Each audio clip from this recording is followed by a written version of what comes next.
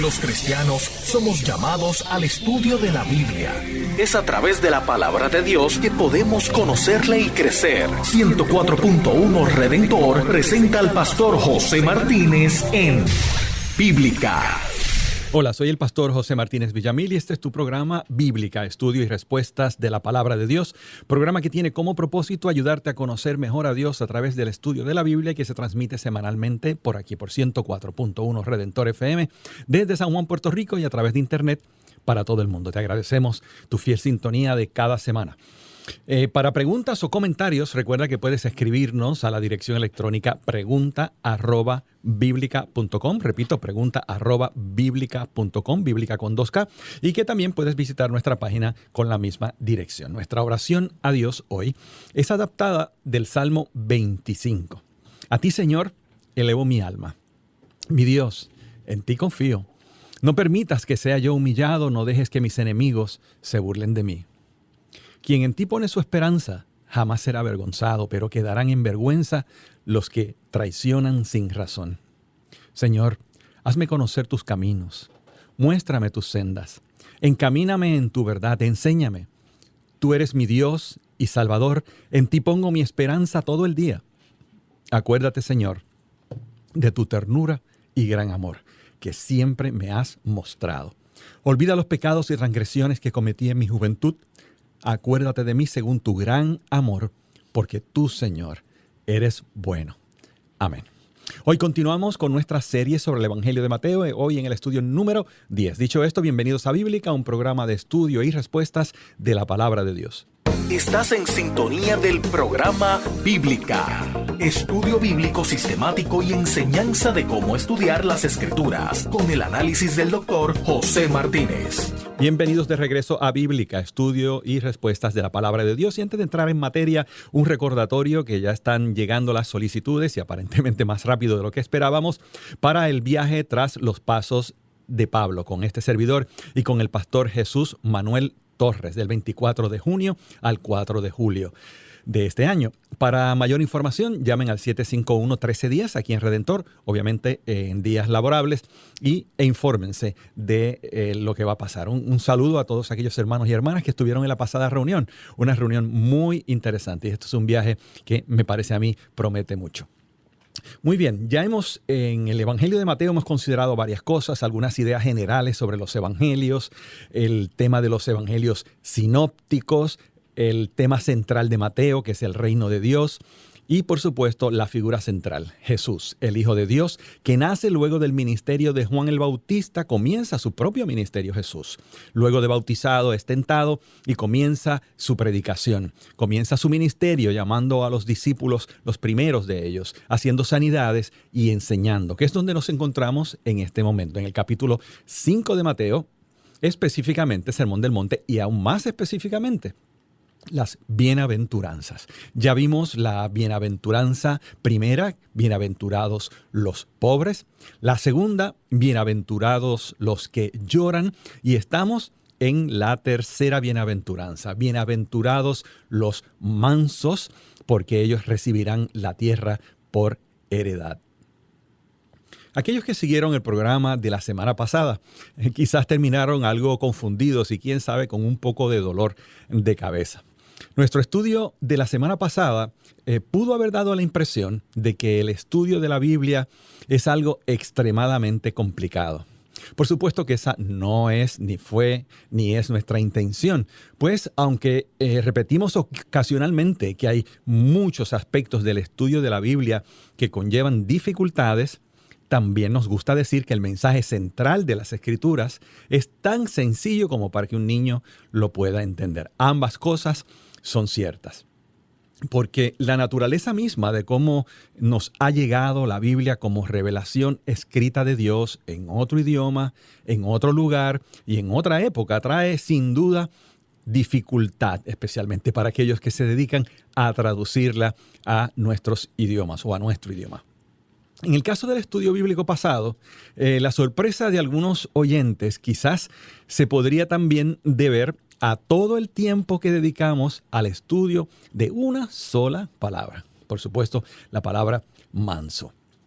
Y hay dos razones por las cuales hicimos eso. Número uno, para enfatizar la importancia de las palabras individualmente en la interpretación de la Biblia.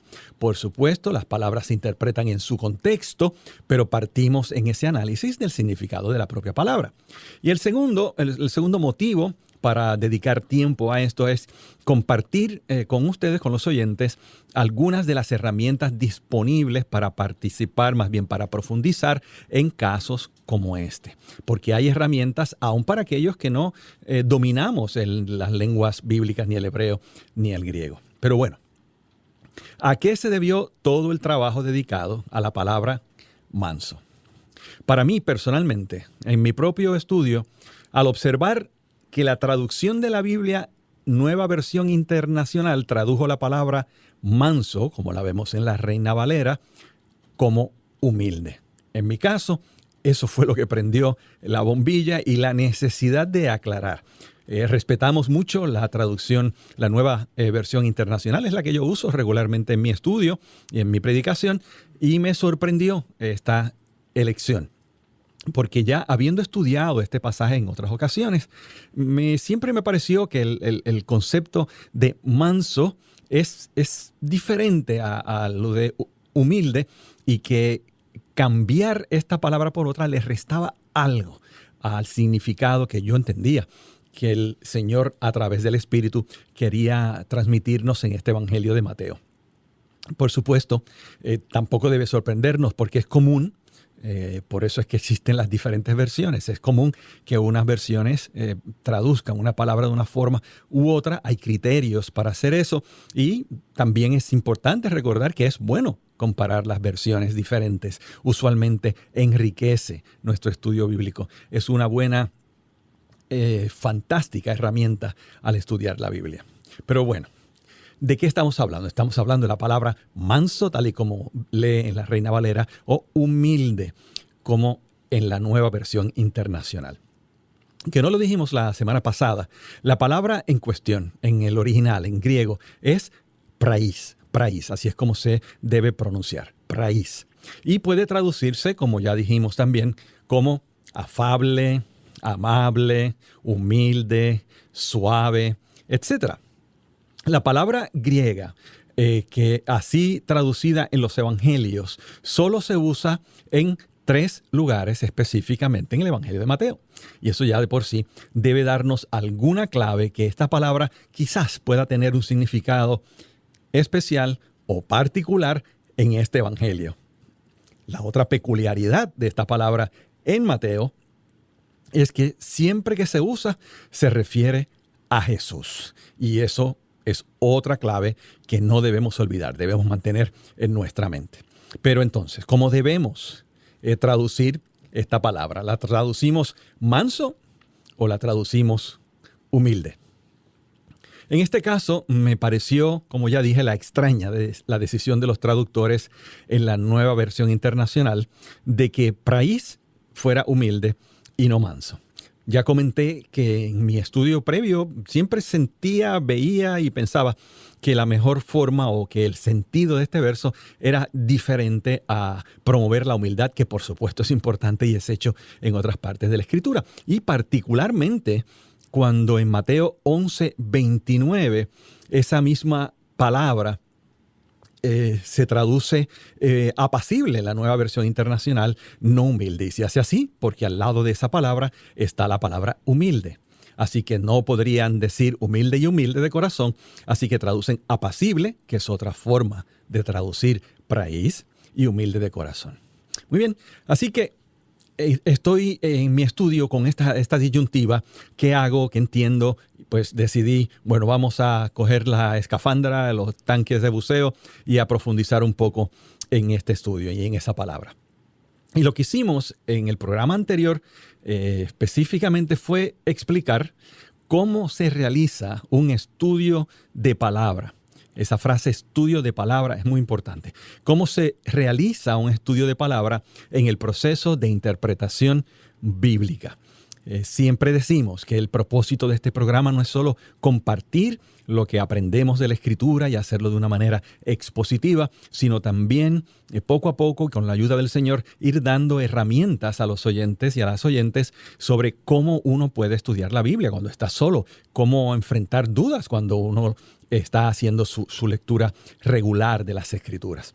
Y esto que hemos mencionado, el estudio de palabra, es una herramienta indispensable cuando nos topamos con casos como este.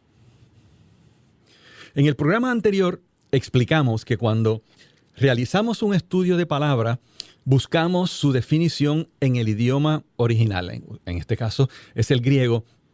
Y normalmente esas posibles traducciones son más de una palabra. En este caso, pues ya hemos dicho que se podría traducir como amable, como suave, como manso, como humilde, etc. Y también su uso en el libro de la Biblia bajo estudio, que en nuestro caso es Mateo. También su uso en el resto de la Escritura. Referencias, si alguna, al Antiguo Testamento y el sentido general sobre este tema en la teología bíblica, y voy a repetir estas, digamos, fases, etapas o partes del estudio bíblico de la palabra. Comenzamos, repito, con buscar cuál es la definición de la palabra, cómo se traduce esta palabra. También vemos cómo se usa la palabra en el libro bíblico que estamos considerando, que en nuestro caso es Mateo, porque hay veces que un escritor bíblico da un uso particular a la palabra en lo que escribe, o un énfasis o un matiz, y eso es importante reconocerlo. Y por supuesto, también en el resto de las Escrituras. Incluso en algunos casos hay una cita o una referencia al Antiguo Testamento, y eso también es importante considerarlo. Y de paso, en este nuestro verso, bienaventurados los mansos, también esta situación hay que considerarla. Y por último, el sentido general sobre este tema en la teología bíblica. Porque si nuestro estudio nos lleva a concluir algo contrario a la enseñanza bíblica general, ya debemos pensar que algún paso hemos hecho mal, que algo erróneo hemos hecho y que no hemos llegado a un verdadero significado de la palabra bíblica, porque la Biblia no se contradice. Muy bien, pues con este ejercicio que hicimos y al que dedicamos buena parte del programa anterior, descubrimos que efectivamente esta palabra que estamos estudiando, que ya hemos dicho que en griego es praís, en la Valera manso, en la Nueva Versión Internacional, humilde, en esta tercera bienaventuranza, podría definirse de diferentes maneras, ya lo hemos visto. Se podría traducir como apacible, suave, manso, humilde.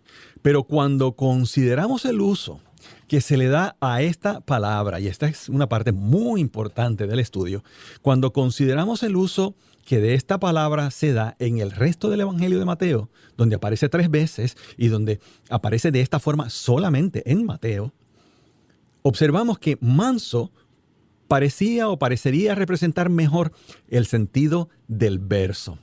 Especialmente, y esto es otro aspecto crucial en nuestro trabajo, especialmente como una característica asociada a Jesús. Porque luego de la bienaventuranza, esta palabra aparece 2 veces en Mateo 11:29, 21:3, en ambos casos aplicada a Jesús. La dificultad que estamos viendo en este estudio y que nos sirve para como hemos dicho ya, descubrir algunas herramientas, algunas razones para hacer algún tipo de acercamiento particular al estudio de una palabra. Esta dificultad nos la explica uno de los eruditos consultados para este estudio, que dice así, entender esta bienaventuranza, el significado de la palabra praís, se hace extraordinariamente difícil porque la palabra tiene un amplio significado. Continúa diciendo, no es un accidente que cada intérprete de la Biblia suele transmitir su propia idea de lo que es el ideal de la piedad o de la religiosidad. Explicaré nuevamente, paso a paso, cómo estudié este asunto, confiando en que esta vez pueda estar aún más claro.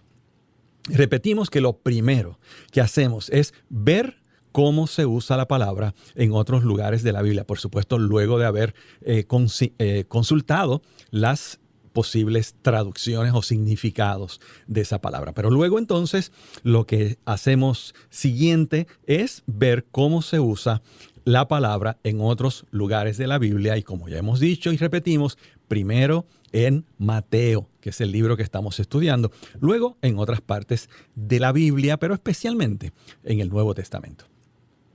Ya vimos las de Mateo, la bienaventuranza, bienaventurados los mansos. Mateo 11:29, aprended de mí, que soy manso y humilde de corazón. Mateo 21:3, donde habla del cumplimiento de la profecía de Zacarías 9, de que tu rey vendrá sobre un pollino de asna, manso y humilde. Pero en el resto del Nuevo Testamento, ¿aparece esta palabra? Por supuesto que sí. Y es muy interesante lo que descubrimos.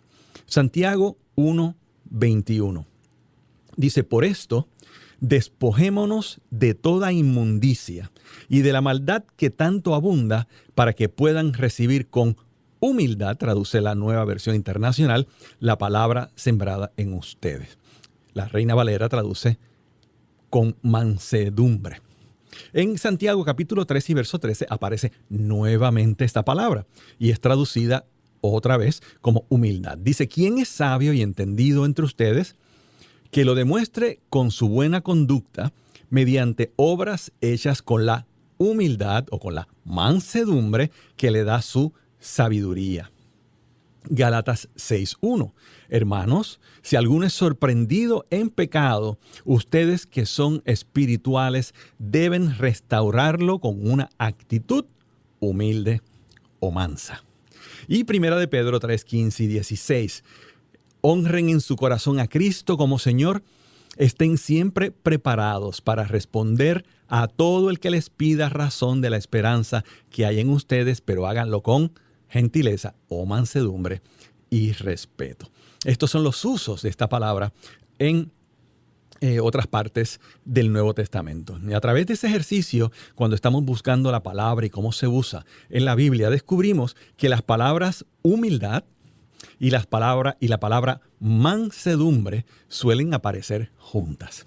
Y esto, como podemos ver, es grandemente relevante para nuestro estudio, porque la preocupación que da origen al mismo es la traducción como humilde de esta palabra praís en el griego.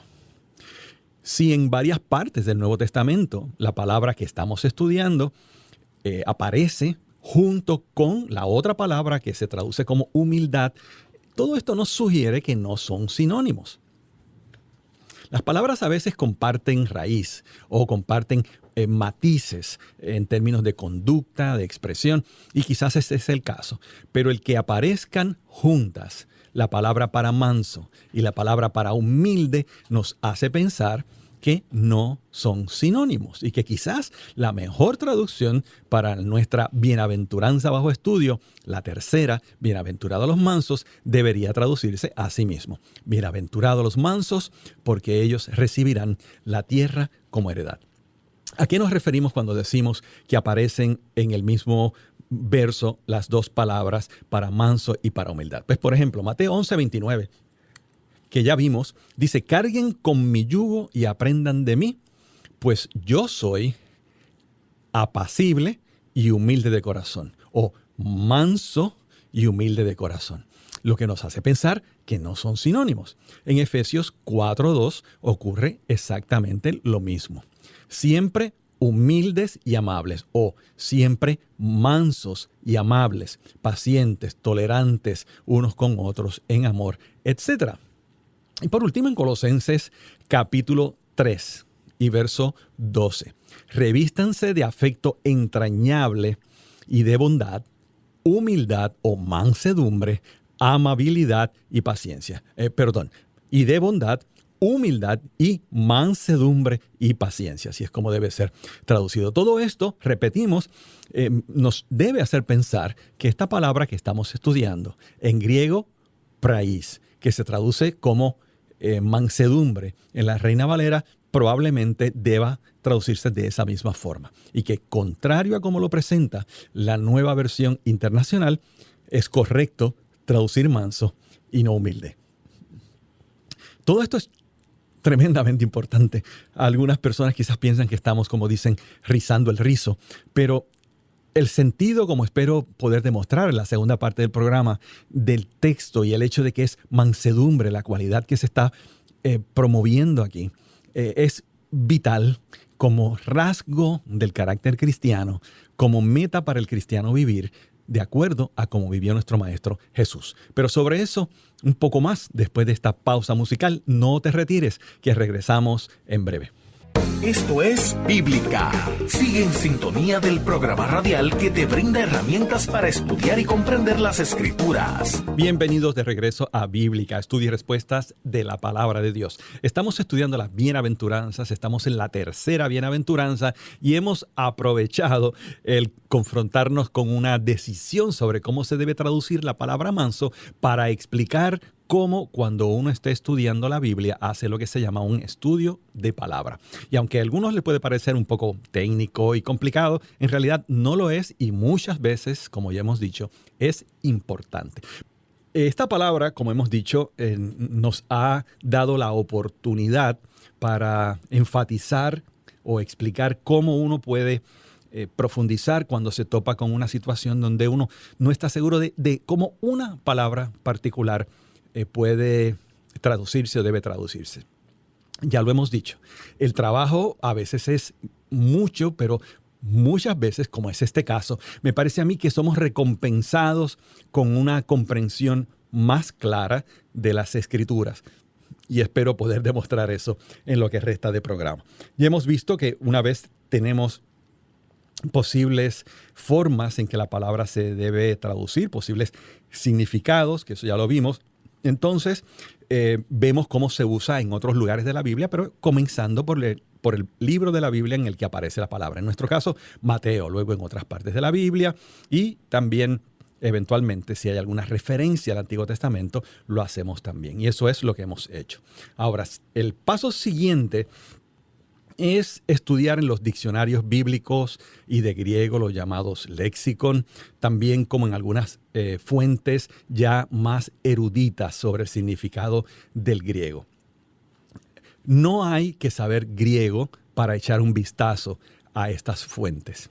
No son extremadamente complicadas y, como hemos dicho, a veces el esfuerzo es recompensado con una de estas perlas hermosas que encontramos en la palabra de Dios. Al hacer esto, en las dos fuentes que ya hemos mencionado, Lowe y Anaida y el libro de Kittel, descubrimos lo siguiente, y estoy traduciendo directamente. Dice que esta palabra se refiere a ser gentil, a ser suave, a ser manso. Y el ejemplo que da es el de Mateo 11:29. En la otra fuente dice que esto no se refiere a una sumisión pasiva, sino a una actitud activa de aceptación deliberada. Y esto van a ver que es muy importante para entender lo que significa esa palabra. Como tal, dice en el contexto de las palabras de Jesús, se refiere a una persona que activamente pone la otra mejilla en una demostración de confianza en Dios.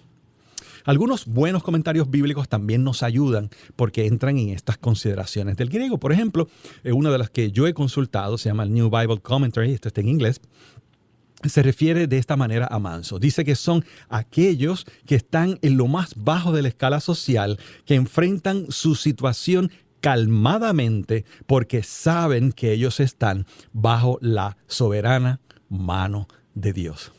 Poco a poco va tomando forma lo que esta palabra quiere decir. Es un estado de sumisión, pero de tranquilidad, sabiendo o estando conscientes del cuidado de Dios. Una perspectiva algo diferente al pasaje, pero que a mi parecer se ajusta mejor al uso de esta palabra que estamos estudiando, es la provista por Anna Wierzbicka.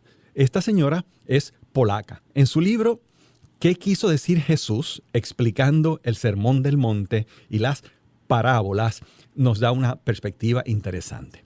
Permítame decirle algo sobre la autora de ese libro. Esta señora, nacida en el 1938, es de origen polaco. Es una lingüista y trabaja desde hace bastantes años en Australia, en la Universidad Nacional en Canberra. Su especialidad tiene a ser, escribiendo 20 libros sobre este tema, tiene que ver con la traducción de las palabras, con la semántica, con la lingüística transcultural, que es exactamente el caso de un libro como el Nuevo Testamento. Ella sugiere, muy interesantemente, que la forma en que deberíamos considerar el significado de la palabra manso aquí es con una frase, no con una palabra. La frase sería como una oveja, como una oveja. ¿Por qué ella hace eso? Bueno, lo hace en base al significado en Mateo y a otras fuentes más. Esta autora explica que en Mateo podemos ver que ser manso es ser como Jesús, como en los versos que ya nosotros hemos visto. Jesús dice, aprended de mí que soy manso y humilde de corazón, y en la entrada triunfal le vemos entrar manso sobre un pollino de asna. Pero también hay otra porción donde quizás no aparece la palabra manso, pero sí se describe el carácter de Jesús y se hace utilizando una cita del libro de Isaías. En Mateo 12, 18 al 21, y es importante leerlo, se habla de este carácter de nuestro Maestro. Dice, he aquí mi siervo, a quien elegí, mi amado en quien mi alma se complace. Pondré mi espíritu sobre él y anunciará el juicio a las naciones. No disputará ni gritará, ni oirá nadie en las plazas su voz. La caña cascada no la quebrará, ni apagará la mecha humeante, hasta que lleve a la victoria del juicio. En su nombre pondrán las naciones su esperanza. Así que esta actitud de ser como una oveja, como dice la doctora, está expresada de una manera hermosa también en un conocido pasaje mesiánico. Conocemos en Isaías 53:7. Dice, fue oprimido y él se humilló y no abrió su boca. Como un cordero al degüello era llevado. Y como oveja que antes los que lo trasquilaban está muda, tampoco abrió su boca. Tras arresto y juicio fue arrebatado, y de sus contemporáneos, ¿quién se preocupa? Fue arrancado de la tierra de los vivos por las rebeldías de su pueblo, ha sido herido. Y se puso su sepultura entre los malvados y con los ricos su tumba. Pero por más que no hizo atropello, ni hubo engaño en su boca. Con todo este conjunto de textos y el enfoque de la doctora sugiriendo que nos concentremos en Mateo y en el carácter de Jesús y en esta forma de actuar como una oveja, nos dirigimos entonces a ver, aunque sea superficial o rápidamente, el sentido bíblico, en una teología bíblica de este carácter. En la siguiente fase, que es esta en la que estamos, eso es lo que consideramos, cómo la Biblia trata de este tema. Y en nuestro caso, tenemos que, por supuesto, acudir al Antiguo Testamento. ¿Por qué? Porque hay algunos de estos versos que hacen alusiones al Antiguo Testamento. Como parte de esto último, es que nos hace falta considerar un verso que ya hemos mencionado, que es Zacarías 9:9, que se cumple o se cita en Mateo 21:5, que viene montado, manso, sobre un pollino. Ahí, por supuesto, se usa la palabra manso. Y en el libro del profeta Zacarías, que recuerden, está escrito en otro idioma, en el hebreo, la palabra que se usa debería traducirse principalmente como humilde, y quizás esta es la razón por la cual así se traduce en la Nueva Versión Internacional. En este caso, uno de los expertos consultados dice lo siguiente. Dice que en realidad la palabra no significa gentil, sino que significa bajo, miserable, encorvado, lleno de sufrimiento. Denota, dice, todo el carácter de una personalidad bajo sufrimiento que es descrita cuidadosamente en Isaías 53. Es en esta línea, en la bienaventuranza, que consideramos que Jesús dice, ellos recibirán la tierra por heredad. Una cita del Salmo 37:11, donde dice, asimismo, pero los desposeídos heredarán la tierra y disfrutarán de gran bienestar. Aunque no nos adentraremos mucho en esto, reconocer la situación del salmista y una actitud al final del Salmo nos iluminan algo sobre el carácter de la persona. Y permítame echar un poco hacia atrás y explicar qué es lo que estamos diciendo. Estamos tratando de considerar a lo largo de toda la Biblia qué significa manso, cómo se usa esta palabra y también la cita a la que hace referencia Mateo al escribir, porque ya hemos visto que hay algunas referencias o directas o indirectas al Antiguo Testamento. Y en el caso del Salmo 37:11, la cita de ellos tendrán la tierra por heredad viene del Salmo 37. Así que quizás estudiando el Salmo 37 podemos encontrar algo de lo que el Señor nos desea transmitir con esta palabra manso. Y no solo el Salmo 37, quizás también el Salmo 73, que tiene una temática muy semejante a la del 37. Es el mismo tema el que ambos tratan, la actitud del creyente al ver la prosperidad del impío. Ambos salmos presentan la conclusión de que Dios sabe lo que hace y que podemos confiar en Él y en su justicia. Y ya habíamos visto la sugerencia de que el carácter de Jesús, descrito por esta palabra manso, significa exactamente eso, que aún bajo circunstancias difíciles la persona puede estar en una actitud de tranquilidad y sometimiento porque reconoce la soberanía de Dios sobre su vida. Y es como si todas las piezas de nuestro rompecabezas fueran cayendo en su lugar. El Salmo 37, por ejemplo, dice: confía en el Señor y haz el bien, establece en la tierra y mantente fiel. Encomienda al Señor tu camino, confía en Él y Él actuará. Pero tú espera en el Señor y vive según su voluntad. Él te exaltará para que heredes la tierra. Y algo semejante en el Salmo 73. Pero yo siempre estoy contigo, dice el salmista, pues me sostienes de la mano derecha, me guías con tu consejo y más tarde me acogerás en gloria. Además de estos salmos, observamos en el resto de las Escrituras el claro señalamiento de que la mansedumbre debe ser parte del carácter de aquellos que deseamos vivir para Dios. Por ejemplo, es parte del fruto del Espíritu Santo. Bueno, ¿qué tenemos hasta aquí? Tenemos que mansedumbre no es una actividad, sino un rasgo del carácter que refleja confianza en Dios y su efecto en cómo reaccionamos a otros y a Dios mismo, por supuesto. Aunque parecido a humildad, implica algo más. Implica que esta actitud de sometimiento ocurre porque sabemos, aún bajo presión, que Dios es nuestro Rey soberano. Volvemos a plantear la pregunta, porque sé que muchos oyentes se la habrán hecho. ¿No es esto demasiado trabajo? Bueno, puede parecernos que sí, que esto es demasiado trabajo para entender el significado de una simple palabra. Pero, como ya hemos dicho antes, honramos la palabra de Dios cuando nos esforzamos en entenderla correctamente. También ya hemos dicho antes que no siempre una palabra bíblica o un verso bíblico requieren tanto trabajo para comprenderse. Pero en este caso, toda esta labor definitivamente enriquece nuestro estudio.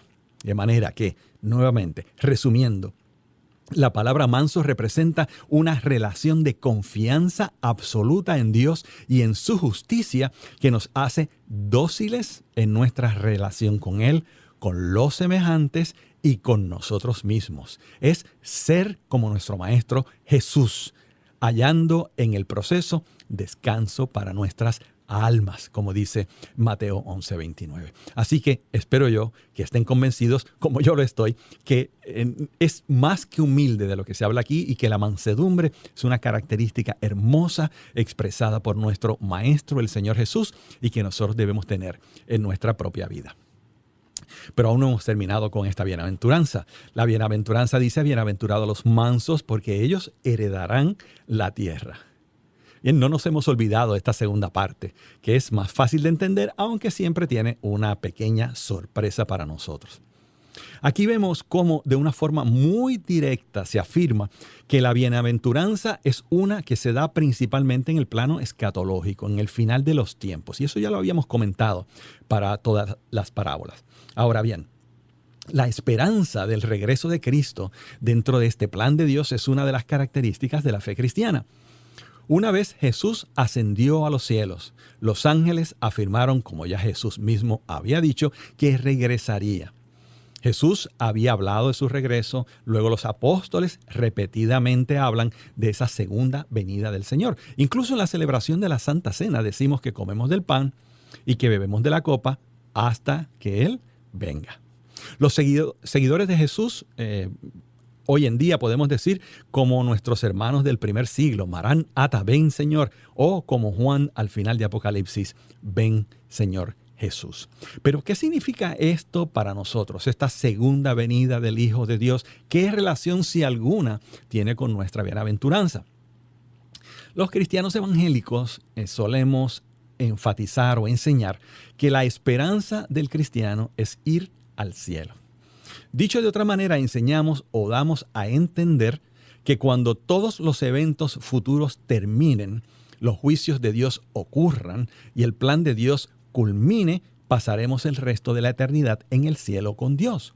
Pero esto no es lo que la Biblia enseña.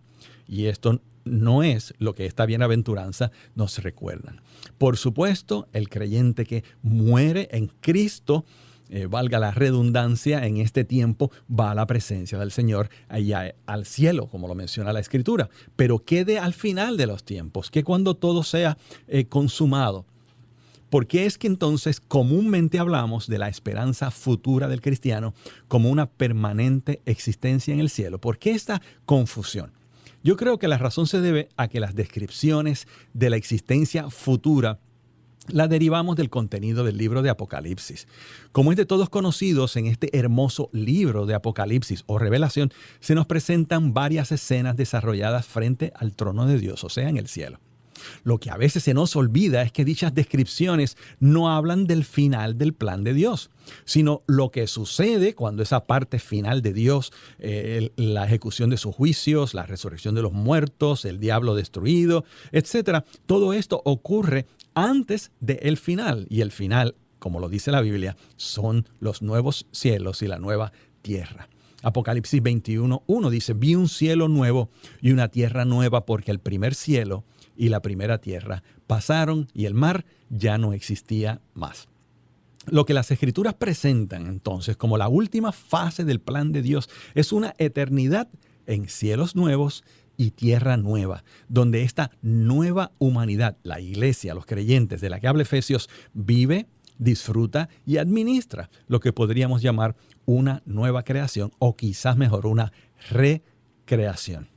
Esta última parte del plan futuro de Dios, o sea, los nuevos cielos y la nueva tierra, son mencionados varias veces en la Biblia y es a lo que hace alusión aquí en nuestra bienaventuranza.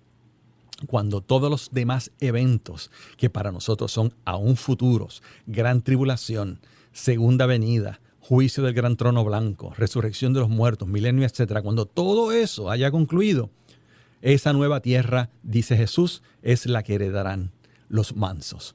Bienaventurados los mansos, porque ellos recibirán la tierra por heredad. Así que, amados hermanos, espero que al ver esta hermosa bienaventuranza, recordemos dos aspectos muy importantes. El primero, esta bienaventuranza nos lleva a recordar que el carácter manso de Jesús debe ser parte de cómo somos nosotros y cómo actuamos nosotros. ¿Y qué significa esta palabra? Significa esta actitud de sometimiento confiado, aún frente a las circunstancias adversas, porque sabemos, creemos que Dios está al control de todas las cosas. Y lo segundo, en esta segunda parte de la bienaventuranza, que la esperanza nuestra, luego de la culminación de la etapa final del plan divino, es vivir, como dice aquí los mansos, teniendo la tierra por heredad en los cielos nuevos y en la tierra nueva. Bendita esperanza la que tenemos los seguidores de Jesucristo. Hasta aquí nuestro tema por hoy. Ya por supuesto seguiremos la semana próxima en nuestro próximo estudio de Mateo. Que Dios te bendiga. Estuvo en sintonía de Bíblica. Puede escribir sus preguntas a pregunta@biblica.com. Será hasta el próximo lunes.